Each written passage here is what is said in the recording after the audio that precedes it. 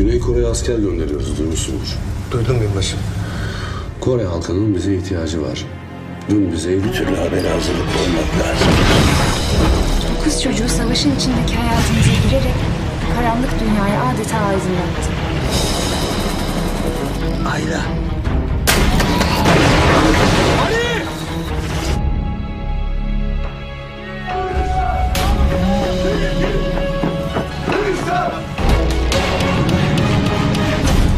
Elli yıl geçmiş.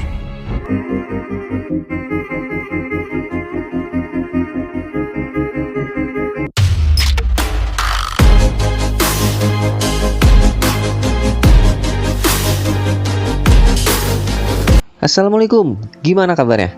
Sehat lah, jangan sakit-sakit terus ya nggak? Buat yang lagi kurang sehat fisiknya, bukan dompetnya, saya doakan semoga lekas sembuh dan terhibur dengan video ini. Amin.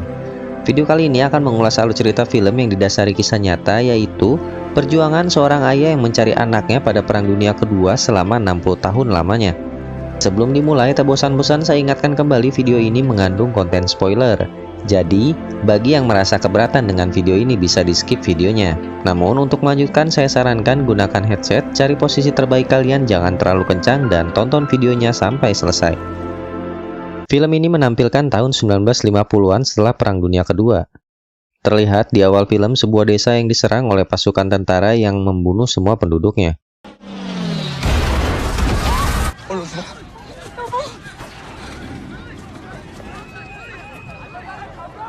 Scene beralih pada kota Iskenderun, Turki 1950. Terlihat dua orang pria yang sedang mengendari sepeda. Pria itu bernama Sulaiman dan Ali. Mereka adalah perwira muda dari negara Turki. Saat mereka sampai di pusat komando, Sulaiman mendapatkan tugas militer untuk pergi ke Korea Selatan. Diketahui pada saat itu Korea Selatan sedang berperang dengan Korea Utara. Malam hari sebelum keberangkatan, Sulaiman sempat berpamitan dengan kekasihnya yang bernama Nuran dan berencana akan menikahinya setelah Sulaiman kembali pulang bertugas. Lalu terlihat satu keluarga telah mendapatkan surat dari Sulaiman, dan surat itu dibacakan oleh calon istri Sulaiman yang bernama Nimet. Saat dalam perjalanan di sebuah kapal, Sulaiman dikenalkan dengan seorang letnan senior yang bernama Mesut.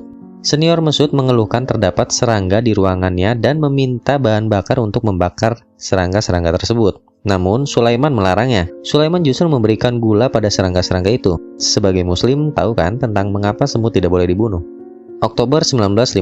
Setelah sebulan lebih selama perjalanan, akhirnya mereka sampai di kota Busan, Korea Selatan. Sambutan hangat warga Korsel pun cukup membuat mereka bahagia dan senang.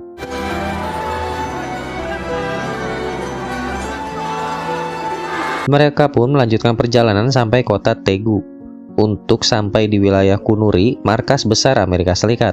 Dalam perjalanan, mereka melewati salah satu desa yang sudah hancur dijajah oleh tentara korut. Tak lama setelah mereka sampai, tiba-tiba sebuah serangan dari udara datang dan menghancurkan hampir seluruh markas mereka yang menyisakan beberapa bangunan.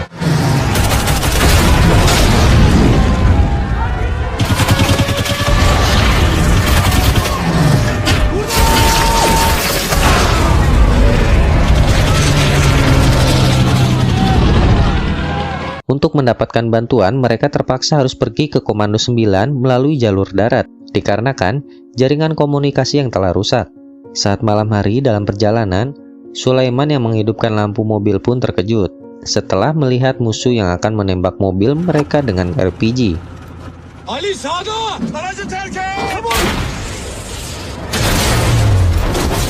Ali dengan berani maju sambil menembaki musuh tanpa di-cover oleh teman-temannya. Setelah berhasil, mereka melanjutkan perjalanan melalui pedalaman hutan untuk menghilangkan jejak dari musuh.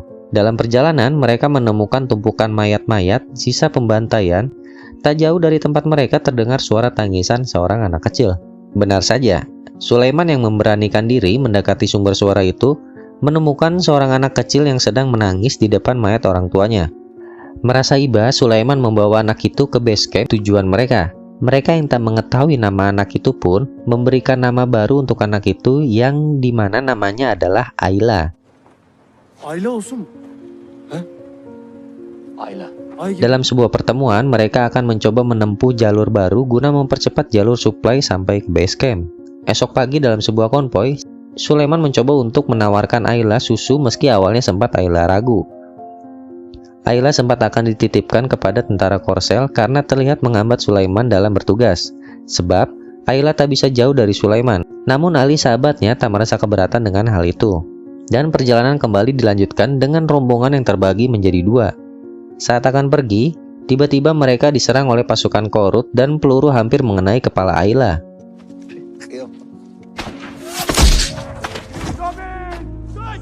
Melihat kejadian itu, Sulaiman langsung menyembunyikan Ayla di bawah mobil. Dengan posisinya yang sudah terdesak, Sulaiman membuat sebuah bom molotov yang dipasangkan pada ban mobil yang diledakkan oleh Ali sebagai salah satu sniper terbaik Turki pada saat itu.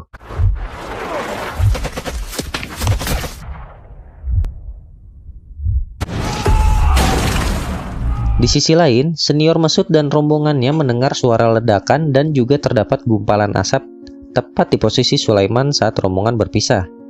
Melihat hal itu, senior Mesut langsung pergi untuk membantu Sulaiman. Sulaiman yang sempat tertusuk tak dapat bertahan lama. Di waktu yang tepat, senior Mesut datang menyelamatkan Sulaiman dan yang lainnya. Sebuah berita pun tertulis di negara Turki tentang insiden kejadian itu, hingga membuat seluruh keluarga tentara Turki cemas, termasuk keluarga Sulaiman, kekasihnya dan juga wanita yang dijodohkannya. Lalu di pagi hari, saat Sulaiman sadar, dirinya melihat Ayla yang tertidur tepat di sampingnya. Senior Mesut pun mengatakan bahwasannya Ayla sempat akan diambil oleh orang Korea Selatan. Namun, Ayla lebih memilih untuk bersama Sulaiman dan menolaknya. Beberapa hari berlalu, terlihat Sulaiman yang sudah sembuh tengah menghadapi atasannya untuk membahas tentang Ayla agar tidak mengganggu tugas Sulaiman. Dengan cara, Ayla akan dititipkan pada salah satu tentara yang bernama Saduk. Saduk mencoba meyakinkan Sulaiman bahwa dirinya bisa menjaga Ayla. Pokoknya bisa momong Ayla bahkan janda sebelah.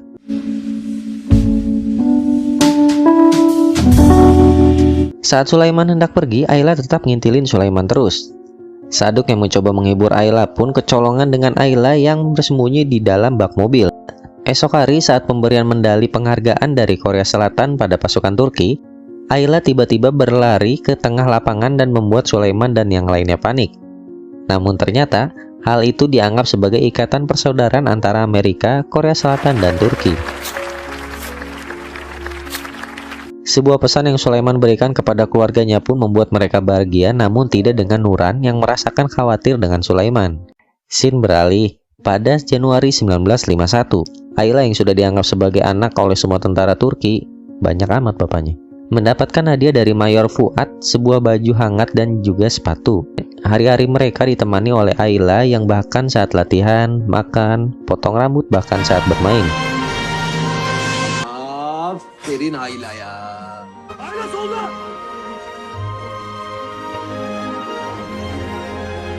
Sebentar, kok Ayla jadi agak asing gitu ya? Bagiannya Ayla yang memiliki ayah satu batalion, manjir. Maret 1951, saat dalam latihan, Ayla tiba-tiba berbicara yang bahkan Ayla menggunakan bahasa Turki. Itu semua Ayla pelajari selama Ayla berada di base camp dari hari pertama Ayla dibawa oleh Sulaiman.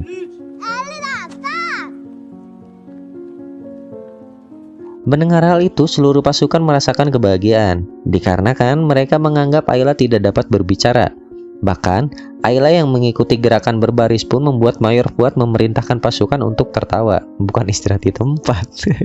Gülün sağ baştan gül. Gülün lan!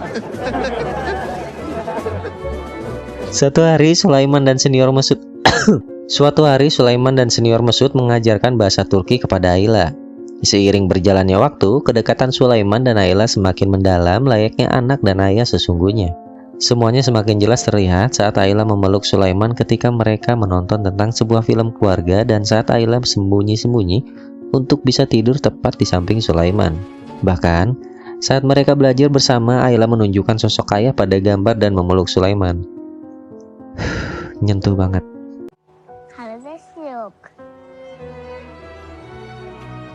Papa.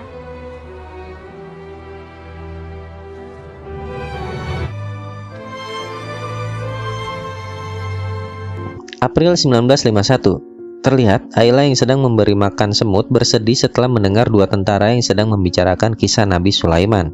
Ayla menangis karena mendengar Sulaiman sudah meninggal. Meski lucu, Sulaiman menjelaskan bahwa itu adalah Sulaiman yang lain yang lebih istimewa. 23 April 1951, mereka berlibur ke Tokyo, Jepang dan mengajak Ayla dalam liburannya. Hingga pada saat malam hari Ayla tertidur, senior Mesut mengingatkan pada Sulaiman bahwa pasukan Turki akan segera kembali pulang dan menyerahkan Ayla pada negara asalnya. Setelah mereka kembali ke base camp, Saduk mendapatkan informasi mengenai keluarga Ayla. Berbekal sepotong kertas yang bertuliskan alamat, Sulaiman pergi sendiri untuk memastikan hal tersebut. Setelah sampai, ternyata semua itu adalah jebakan dari tentara Korut untuk menyandera salah satu tentara Turki yang membantu Korea Selatan.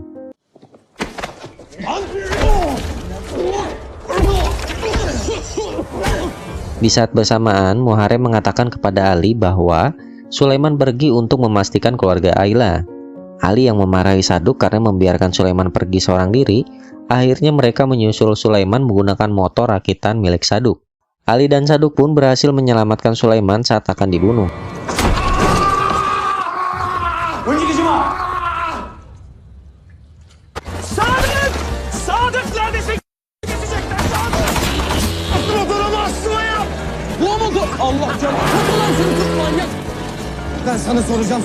Keesokan harinya, terlihat Ali yang marah-marah karena dirinya harus berjaga piket dan tidak dapat menghadiri acara konser Marilyn Monroe idolanya. Sulaiman, Ayla, dan Mesut yang menghadiri acara konser tersebut berinisiatif untuk mendapatkan tanda tangan Madonna untuk Ali. Ali yang sedang bertugas pun tak sabar menunggu foto yang berisikan tanda tangan langsung dari idolanya. Di sisi lain, Ayla berhasil mendapatkan tanda tangan Marilyn Monroe untuk Ali. Aferin sana. Ali? Okay.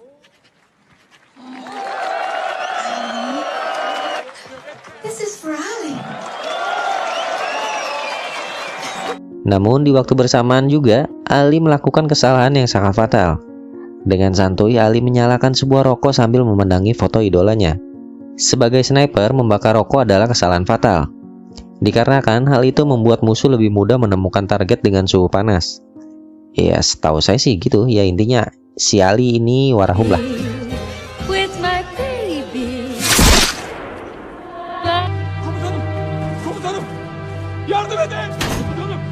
Terlihat Sulaiman yang tak bisa menahan tangis atas kepergian sahabat terbaiknya Ali.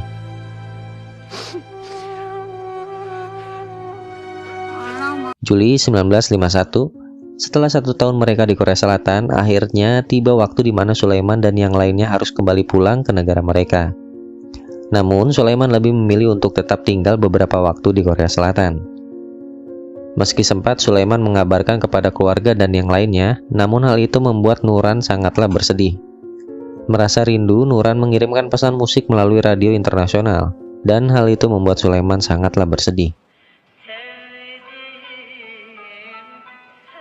Di dalam ruangan, Mayor Fuad sempat memarahi Sulaiman karena kecerobohannya untuk mementingkan Ayla. Beberapa hari kemudian dalam sebuah pertemuan, Sulaiman akan dikembalikan ke Turki dan Ayla akan ditempatkan pada base camp anak-anak di Suwon yang terdapat sekolah Ankara. Akhirnya, Sulaiman yang mencoba merelakan Ayla pun mengantarkan sampai tempat sekolah Ankara yang dijanjikan oleh Mayor Fuad. Meski sempat takut, akhirnya Ayla berani untuk bergabung bersama dengan murid yang lainnya. Sulaiman yang menahan tangis sedih mencoba berjalan keluar, namun ternyata Ayla menyusul Sulaiman sambil menangis dan mereka pun pergi.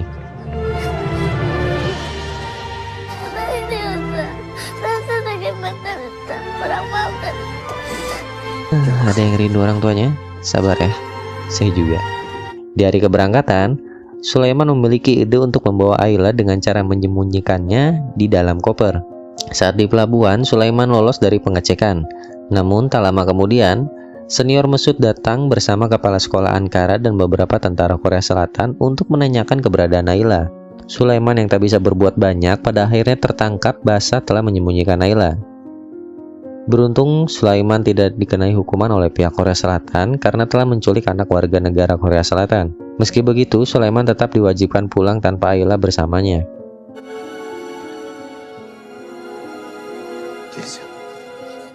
Tamam, belki biraz ağlayabilirsin. Ama ben...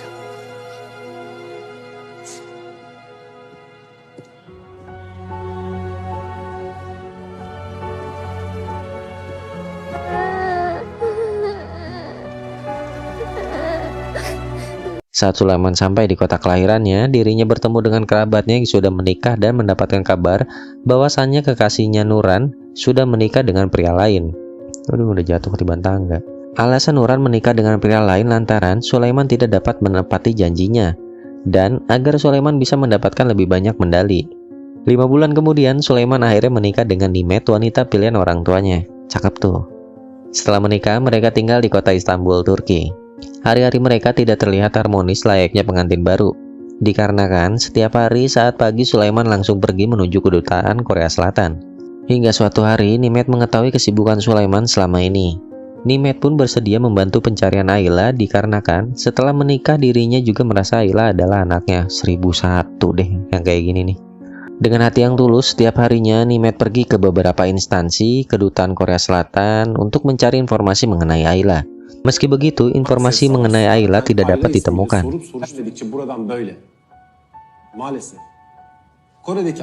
Scene beralih 47 tahun kemudian, pada 17 Agustus 1999 terjadi gempa bumi Marmara. Umur berapa kalian? Yang menghancurkan beberapa kota di Turki termasuk Istanbul tempat Sulaiman. Lalu 29 Juli 2002, di usianya yang tak lagi muda, Sulaiman tetap mencari Ayla melalui tayangan TV Korea Selatan. Besar harapan Sulaiman menemukan wajah Ayla di TV. Meski Sulaiman sempat dianggap mendapatkan gangguan mental dari saudara bahkan anaknya, Sulaiman tak pernah memperdulikannya. Bahkan sampai Sulaiman harus tertidur pulsa. Anjir, kenapa jadi pulsa? Bahkan sampai Sulaiman harus tertidur pulas di sebuah sofa setelah seharian penuh dirinya menonton TV. Hingga pada suatu hari, beberapa wartawan dari Korea Selatan datang untuk menemui Sulaiman guna untuk membantu pencarian Ayla anaknya dan meliputi ultah 60 tahun persahabatan negara Korea Selatan bersama Turki. Bermodalkan beberapa foto yang berhasil Sulaiman abadikan dan juga nama sekolah Ayla pada saat itu yang bernama Sekolah Ankara. Wartawan dan beberapa kru film mulai mencari informasi mengenai Ayla yang dipimpin oleh Iqlal dan Sung Jun. Mencari informasi Ayla tanpa mengetahui nama asli adalah sebuah hal yang amat sangat sulit.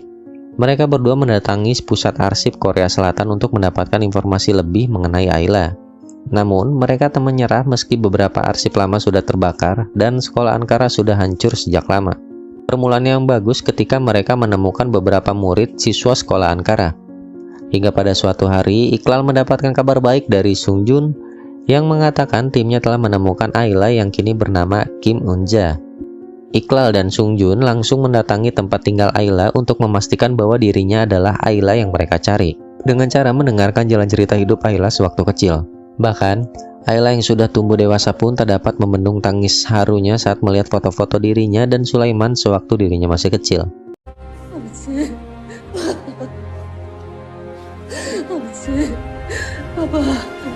Di sisi lain, terlihat Sulaiman yang sedang melakukan sholat dan berserah kepada Allah akan semua hajatnya. Akhirnya selama 60 tahun, pada tanggal 10 April 2010, tepatnya di Ankara Park, Seoul, Sulaiman dipertemukan dengan anaknya Ayla, dan film pun selesai.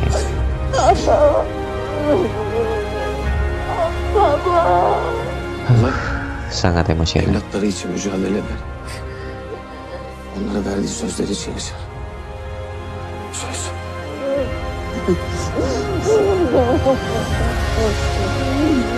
Di akhir film diperlihatkan sosok Sulaiman yang asli dan Ayla dalam sebuah video dokumenter.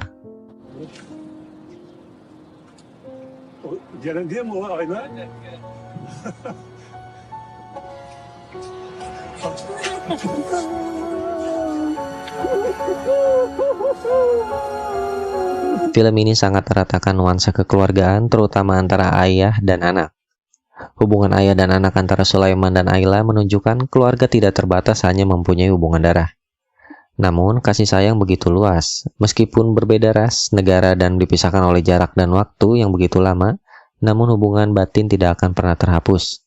Cinta yang tulus akan selalu ada dan selalu mencari jalan untuk memilihnya. Ngomong apa sih gue? Sulaiman meninggal pada tahun 2017 di usia 90 tahun, tidak lama setelah rilis film kisah nyata tentang dirinya. Mohon maaf jika ada salah kata dalam pengucapan. Jika ingin request film untuk dibuatkan alur ceritanya, bisa langsung klik di kolom komentar. Dan jika film sesuai dengan konten yang akan dibawakan, maka akan diulas di next video. Sekian dari gua, mohon pamit undur diri, Rens.